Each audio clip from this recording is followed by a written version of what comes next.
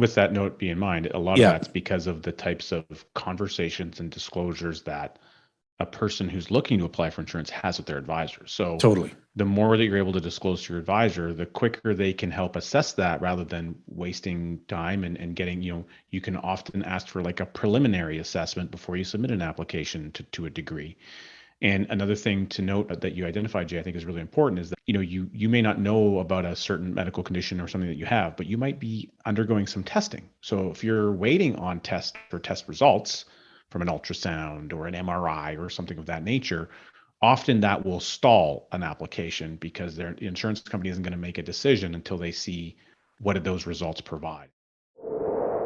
Can I still get whole life insurance if I'm rated or if I have a medical condition? The answer is yes. Oh, we See, the answer is yes. Now let's presume that you're otherwise life insurable. Okay, but you have a medical condition. I'll give you a recent example: diabetes, type 2 diabetic. I don't think I'm life insurable. Why don't you think you're life insurable? Well, I'm type 2 diabetic.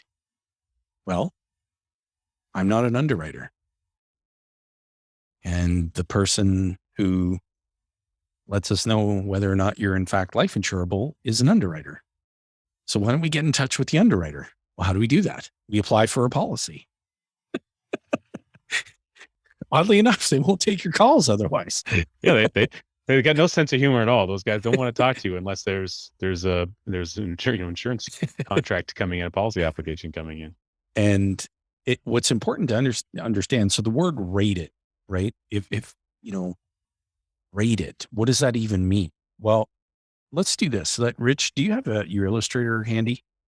I do. Yeah, let me clear up a free page here for If we were to, so let's just pull up just a policy illustrator, and then we can illustrate our teaching point.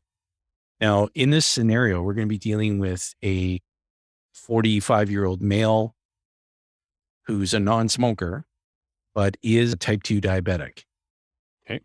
And we're going to contrast that with a male who's 45 years old, non-smoker, who's otherwise, from a medical standpoint, okay? Okay. And so we'll run those two and see what we come up with. Now, we want to have a starting death benefit of $500,000 inside of we'll run, a wealth accumulator, and we'll maximize the accelerated deposit option. And let's see what we come up with. And for folks who are tuning into the YouTube video, who are in the industry, who are life licensed, this will actually be very beneficial for you if this is something that you haven't seen in the past or haven't addressed in the past, in terms of having the conversation, the crucial conversation. And what we need to do is go through the underwriting process by submitting an application. And that application includes medical underwriting.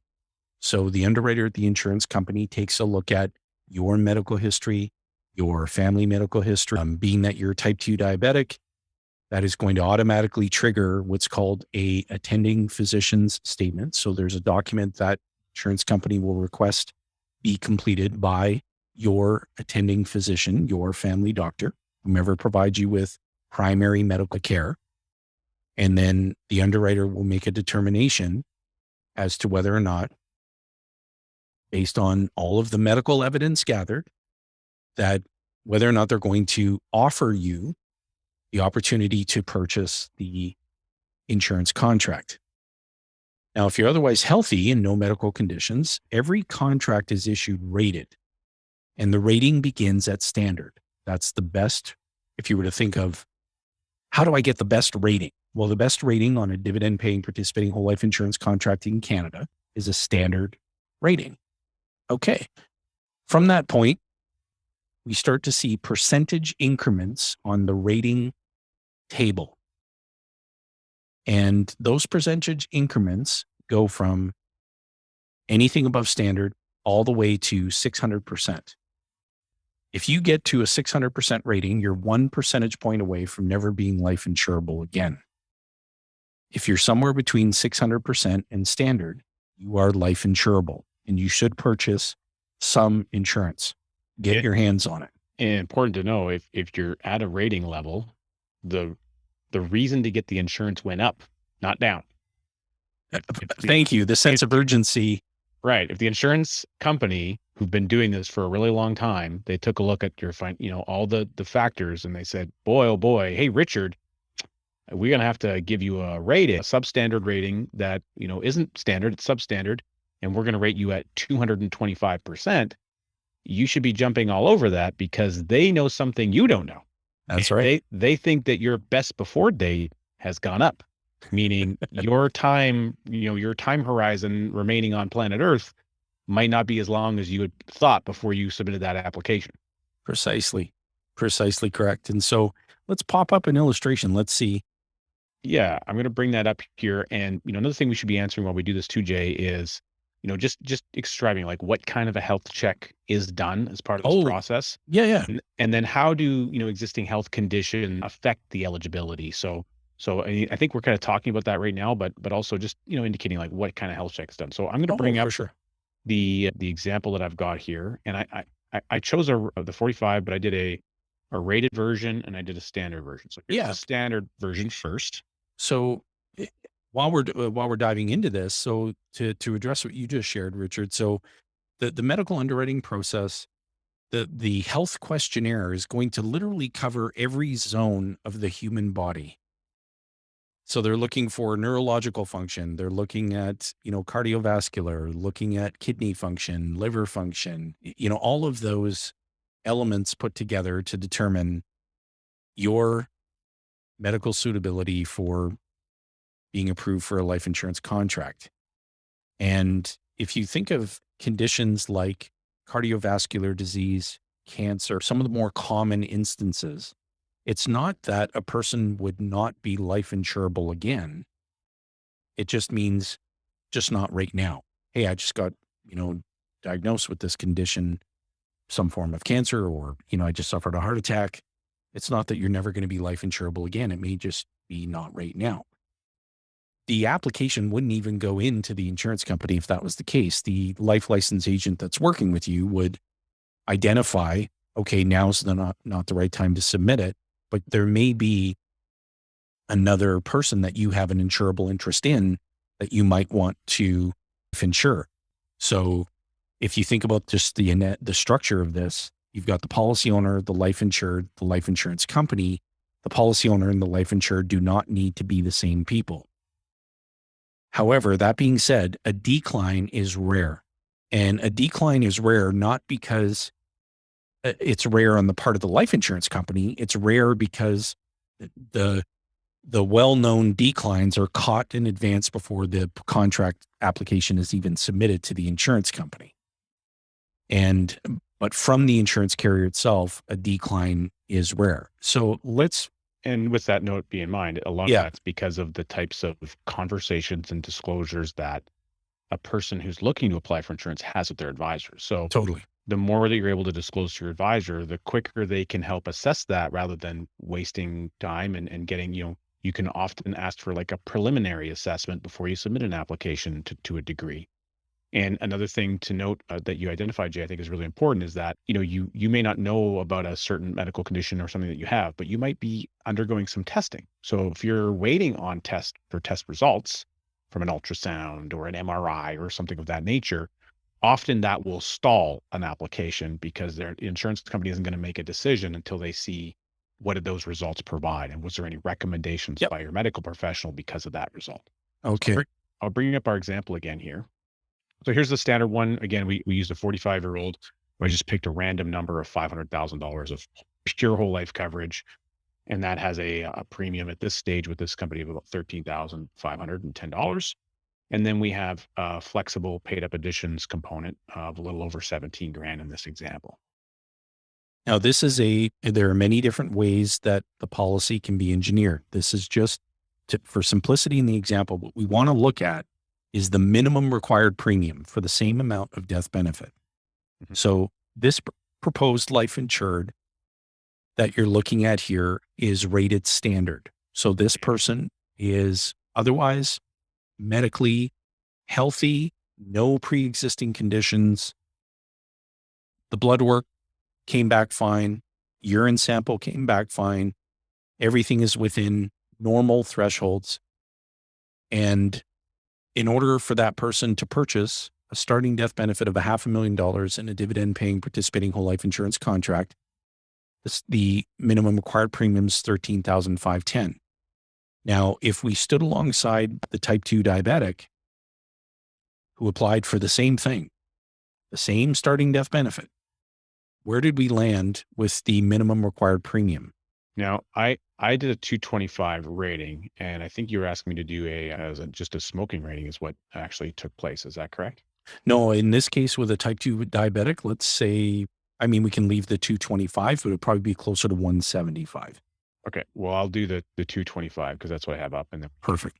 Okay. we can look at a 175. So here we have a rating of 225 that we're showing the same person, and so now it's 17,545. So there was about a $4,000 increase, basically on the premium requirement for a 225% rating. So again, we have these percentages that the insurance company use, which our brain wants to, assess the percentages as it enters our brain, but we don't know exactly what the reference point is. And so it doesn't mean that it's going to double the cost of the premium. That's not accurate. There's a scale that's involved there. And so the premium didn't actually increase that much considering the risk that the insurance company is potentially taking on. Now that same person might say, well, I don't want to pay any more than 13,000. The 13,000 plus. And so in order for the type 2 diabetic to pay the same amount of minimum required premium, then you can do one of two things. You can reduce the starting death benefit to the degree where you're now capturing that minimum required premium, but you can also do a combination of a reduction in the minimum required premium for the participating death benefit and add some term to cover the difference at a rated percentage to get you to that same starting death benefit amount. So there's in other words, the rating is something to celebrate in the sense of being approved. We got you covered. You're getting an offer for insurance coverage that obviously your ability to get that seems to be at some level of risk, and you've received an offer. Excellent. Good news.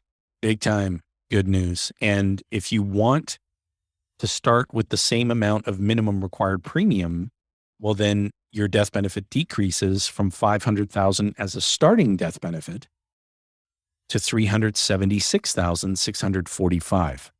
And that's using this specific rating for our 45-year-old sample who's got a 225 rating above the standard. So again, there's $125,000 of whole life death benefit that is no longer available. $124,000 that's no longer on the table for the same premium outlay, but you still get a great policy. And in either situation, the standard person or the 225 rated person, cash value is going to accumulate and a good amount of it. The difference in the cash value numbers is not going to be dramatic. It's quite minimal because similar premium outlay is what's going into the policy. Yeah. And so most importantly, if you have a medical condition and you're wondering whether or not you're approvable in the strategy of the life insurance business, if you're wondering whether or not you can be approved for coverage, there's only one way to find out. You have to go through the application process, and there's no cost associated with that. It's an investment of time, and some medical evidence may need to be gathered, like a blood sample, urine sample, in some cases, a resting electrocardiogram, an attending physician statement, etc. It's just non-invasive. It's just gathering samples so that the underwriter can get a good sense of how your body, the human body, is functioning and your overall health. And if you're rated above standard, what Richard referred to technically as a substandard rating, then that is cause for celebration in the sense of you're approved. You're being offered the opportunity to purchase permanent coverage. Don't hesitate for half a nanosecond to say, I'm buying. And in knowing what we know about the strength of these contracts, purchase everything they'll offer to you. So you may want to rethink your thinking and say, I'm not going to put 13,500 in this deal. If I've got 20,000 to put in this deal, I want to buy as much as you're willing to sell to me.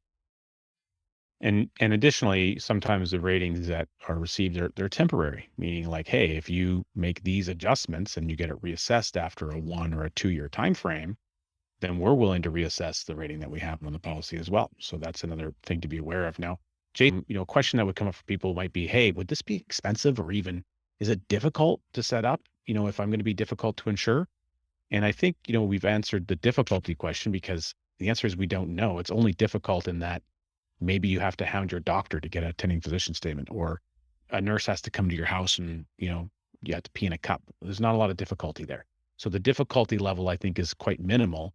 As far as it would be expensive, again, a lot of people who are asking questions like that, it's because of past conditioning about what the insurance is like in the world of insurance for everything else that you do. But with this insurance, it's not the same, because you want to pay a premium. What you're trying to do is pay a premium. And so there's no such thing as expensive. It's just a matter of, for the premium I put in, how much death benefit do I get? If I have this substandard rating, in our example, we went from 500,000 down to 376. The same premium dollar went in, which is what we wanted. We just got a lower death benefit for that amount. That's not expensive. That's simply getting your objective accomplished, which is, I want the whole life insurance. I want to get as much as I can. This is the dollars I'm working with. Boom. This is what the insurance company is willing to offer. There you have it. You made the right decision to watch this video. There's a playlist that will appear for you to continue your journey of learning. And we want you to make the rest of your week great. And be sure to leave a comment, ask a question. If you liked the video, tell us why. If you didn't like it, tell us why too. We'd love to hear from one in terms of your feedback. Rich, thanks again, pal. Cheers.